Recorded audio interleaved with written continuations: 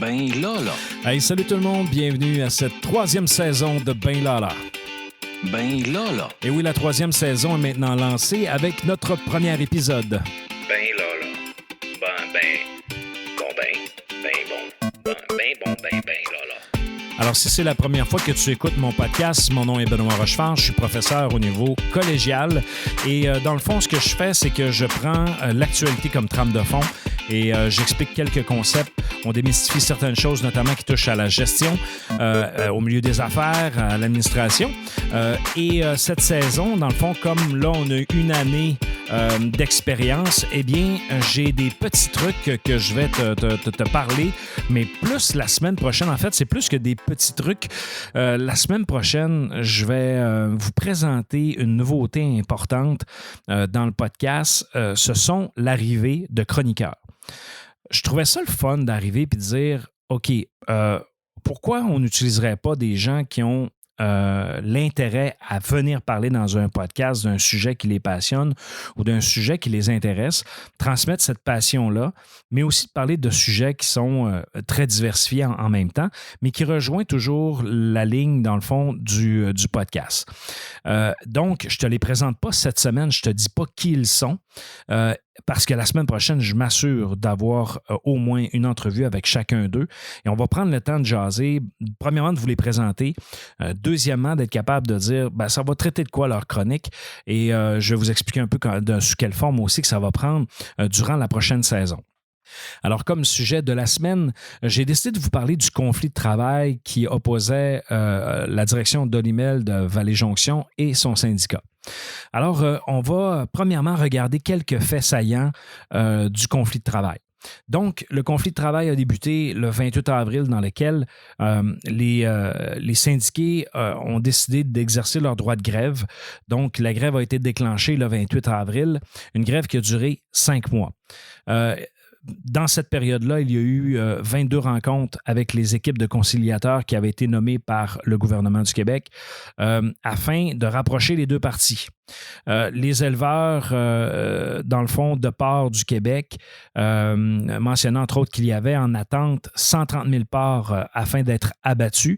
Et là, on parle du 9 août. Donc là, on a eu un blitz dans l'actualité, entre autres, comme de quoi que, le conflit de travail au début du mois d'août et jusqu'à la fin août, on sentait qu'il allait se passer quelque chose parce que l'actualité s'est emparée davantage des différentes nouvelles qui étaient annoncées des deux parties. Donc, un des points qui achoppait, entre autres, entre les deux parties, c'était que l'employeur demandait d'implanter un quart de travail de soir, donc sur 4 jours pour faire 40 heures. Donc, quand tu rentres le soir, c'est 10 heures pendant 4 jours. Et ça, malheureusement, les syndiqués ne voulaient pas ça. Le 14 août, il y a eu une entente de principe entre le syndicat et l'employeur. Cependant, l'Assemblée des membres syndicales ont rejeté à 57 % la proposition de l'employeur.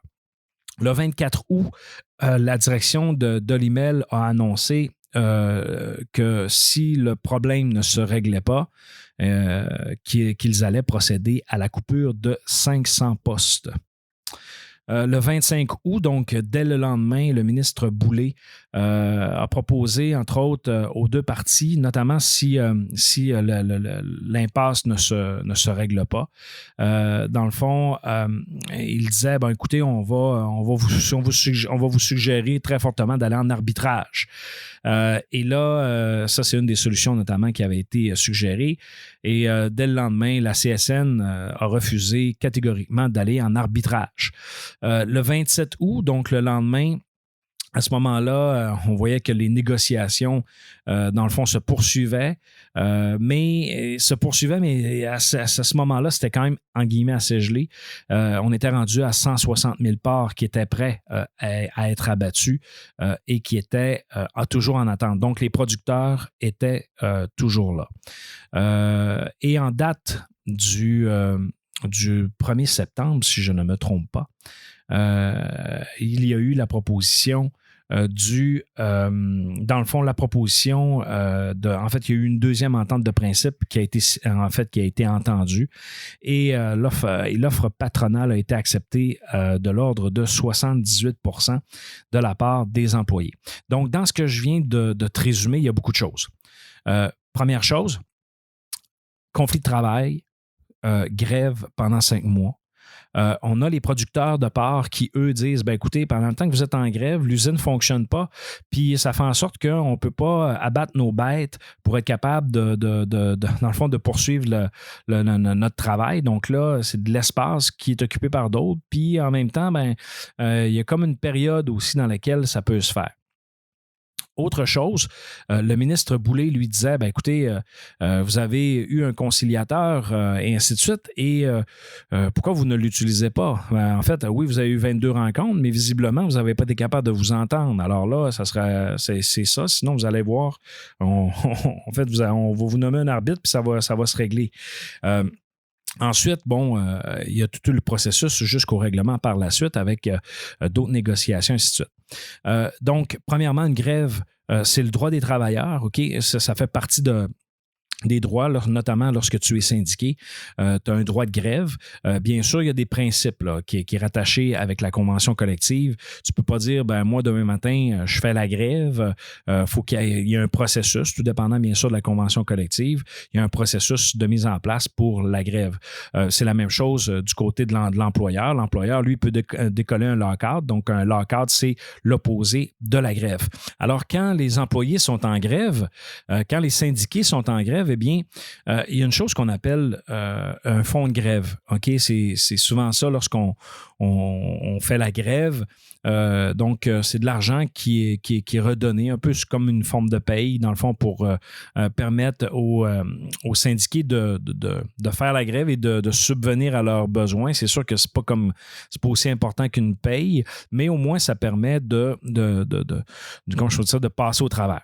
Autre élément que je vous ai mentionné dans les faits saillants, je vous ai parlé que, il y avait un conciliateur, il y avait peut-être une possibilité d'arbitre. Donc, dans le fond, un conciliateur, lui, il va vouloir ramener les deux parties.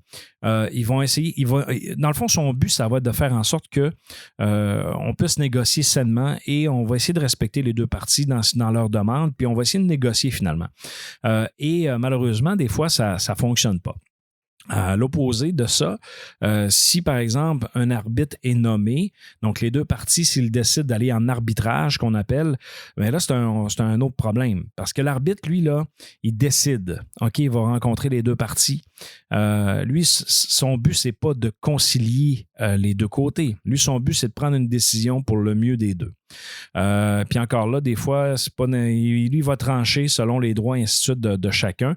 Et bien sûr, il y a un processus là, dans lequel l'arbitre il réalise son travail, là, mais je ne rentrerai pas dans les détails.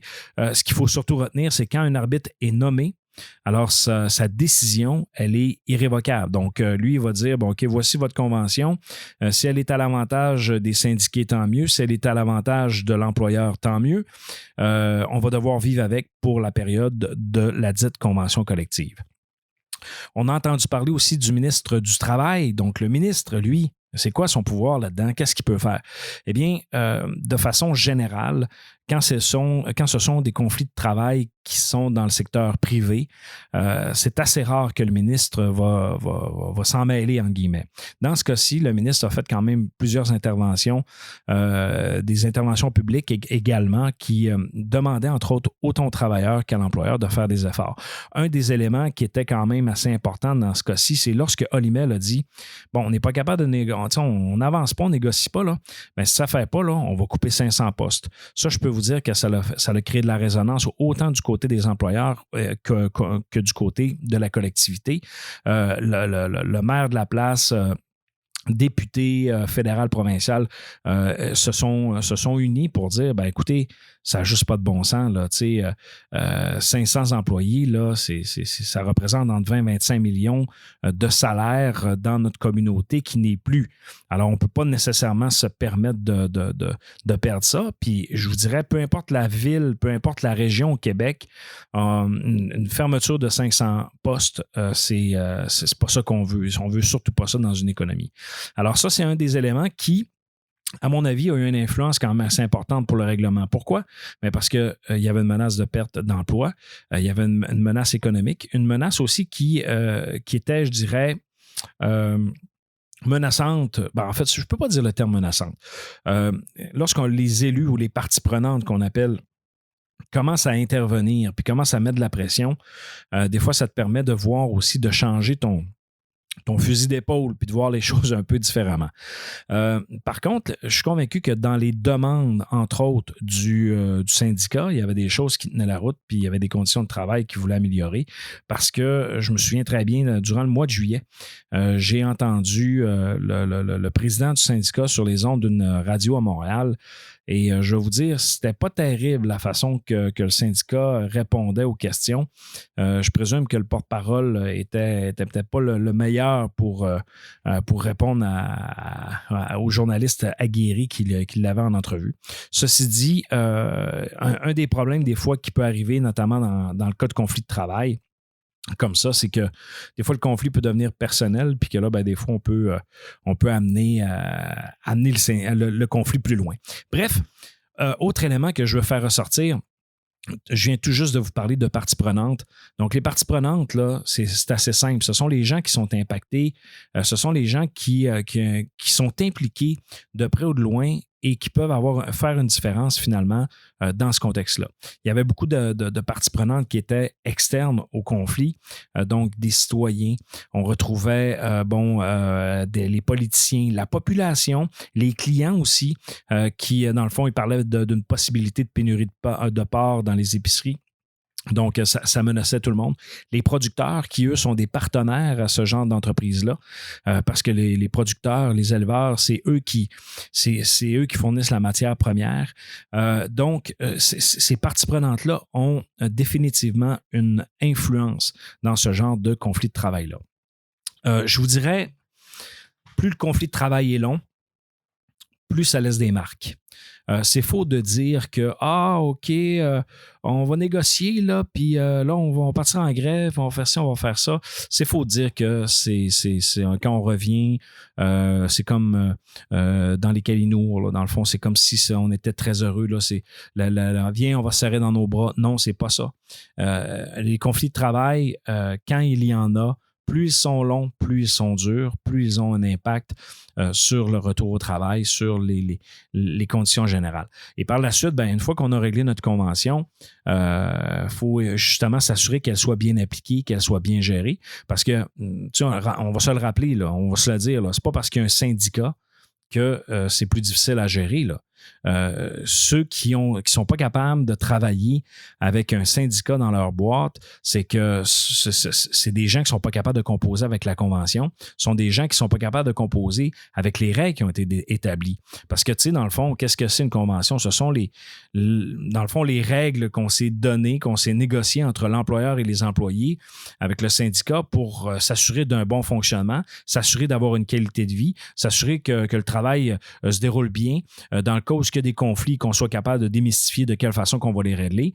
Donc, en bout de ligne, le syndicat, c'est un atout. Dans le fond, un syndicat, c'est problématique dans un seul contexte. Quand les gens qui dirigent le syndicat, ce sont des gens qui ne font pas leur job et qui sont mal intentionnés. Ça, il y en a. Parce que malheureusement, des fois, il y en a qui sont impliqués dans le syndicat juste par conviction et puis ils n'ont pas nécessairement la formation qui vient avec. Mais tu sais, c'est pas parce que tu n'es pas formé que tu ne feras pas un bon agent syndical ou un bon représentant. Au contraire. Mais ce que je dis, c'est que des fois, ça peut arriver que les gens prennent les choses trop personnelles puis qu'ils mélangent les choses puis qu'ils ne sont pas capables d'avoir une saine distance sur le contexte.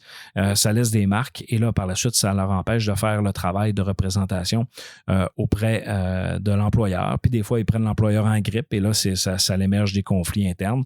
Et là, des fois, ils vont justement protéger la minorité, des fois, qui, elle, ne représente pas le groupe. Puis là, c'est là que les fausses perceptions en lien avec le syndicat peuvent émerger. Donc, qu'est-ce qu'on veut essentiellement quand on est syndiqué? C'est d'avoir une meilleure convention, d'avoir les meilleures choses. Du côté de l'employeur, c'est d'avoir également aussi la meilleure convention, mais qu'elle ne coûte pas trop cher, parce que des fois, du côté des employés, ce qu'on oublie, c'est que quand on négocie des fois une clause, il y a un coût aussi, un coût opérationnel, un coût de financement de l'entreprise qui est en fait un coût que ça peut avoir sur le financement de l'entreprise et sur ses opérations. Si l'entreprise fait moins d'argent ou si l'entreprise est en difficulté financière, c'est assez difficile de négocier une augmentation salariale. Et ça, c'est comme ça dans tous les secteurs. Si l'entreprise fait de l'argent, c'est souvent plus facile d'être capable d'aller chercher des gains, mais encore là, il faut quand même tirer une ligne. On ne peut pas non plus tout donner du côté de l'employeur. Donc, il faut avoir quand même une grande répartie. Il faut être capable de voir qu'est-ce qu'on est capable d'améliorer. Bref, la culture syndicale, c'est quelque chose qui est bien, à mon avis, mais il ne faut pas tomber dans les extrêmes, autant d'un côté comme de l'autre. Alors, bref, c'est ça. C'est ce que je voulais vous partager en lien avec ce conflit qui a duré pendant 5 mois, un conflit qui a laissé des traces, un conflit aussi qui était temps qu'il se règle parce qu'il y aurait pu avoir des dommages plus importants que juste ce qu'il y a eu, entre autres, en cours de route. Je vous dirais en guise de conclusion, il faut respecter nos valeurs, nos points de vue, qu'on soit du côté du syndicat que du côté de l'employeur. Le syndicat est un outil pour protéger les droits du travailleur. Des fois, on oublie que même quand tu n'es pas syndiqué, il y a la loi du travail qui protège, qui encadre le travail au Québec. Donc, c'est elle qui s'applique quand il n'y a pas de convention collective. Une convention collective, elle ajoute à cette loi-là sur le travail qui fait en sorte que, en fait, les normes du travail, elle ajoute aux normes du travail, elle a pour objectif d'aller au-dessus des clauses, en fait, des règles qui sont établies dans les normes du travail. Et la convention ne peut pas être en dessous, notamment des normes du travail. Alors, il y a des complexités comme ça, des fois, que c'est important de savoir, mais essentiellement, ça protège les droits du travailleur et ça démystifie plein de choses. C'est sûr, dans l'application, des fois, en gestion, ça devient un peu plus compliqué, mais je pense que des fois, ça règle. En fait, je pense que ça règle beaucoup plus de choses que ce que ça génère comme problème, de façon générale. L'employeur, lui aussi, doit donner aux employés, surtout si elle est dans un contexte où l'entreprise doit faire du rattrapage salarial ou du rattrapage de conditions de travail. On a souvent oublié, on oublie souvent, des fois, les secteurs d'activité ont leur propre particularité. Des fois, comme là, on est dans le secteur de la production de nourriture, de transformation animalière. C'est des conditions de travail qui sont particulières. Il y a la réfrigération, il y a la chaîne de fabrication, et ainsi de suite. Il y a des étapes qui doivent être respectées. Et là, dans ce temps-là, tu te dis, OK, moi, j'ai jamais travaillé là-dedans. Comment est-ce que je peux faire pour comprendre? Justement, passe une journée à aller faire leur job au salaire qu'ils font. Peut-être même que la majorité d'entre nous, on n'y aurait pas été. Donc, si l'employeur doit faire du rattrapage salarial, c'est sûr que le syndicat lui va dire, écoutez, si on va dans le privé ou en fait, si on va ailleurs, on va avoir 2, 3, 4, 5 $ de plus. Souvent, ils ont des études comparatives sur le salaire pour la même job ailleurs, ce qui leur permet aussi de négocier à la hausse leur salaire, surtout quand il y a un rattrapage. Alors ça, il faut être conscient de ça. Et aussi, c'est pas juste le salaire, c'est dans les conditions.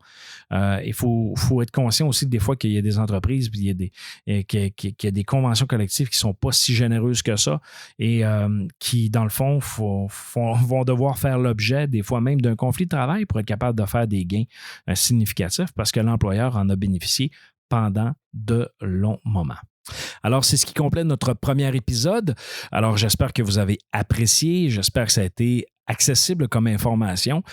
Donc, si vous n'avez pas aimé notre page Facebook Ben Lala Balado, je vous invite à aller le faire. Faites une petite recherche sur Facebook et vous allez le trouver facilement.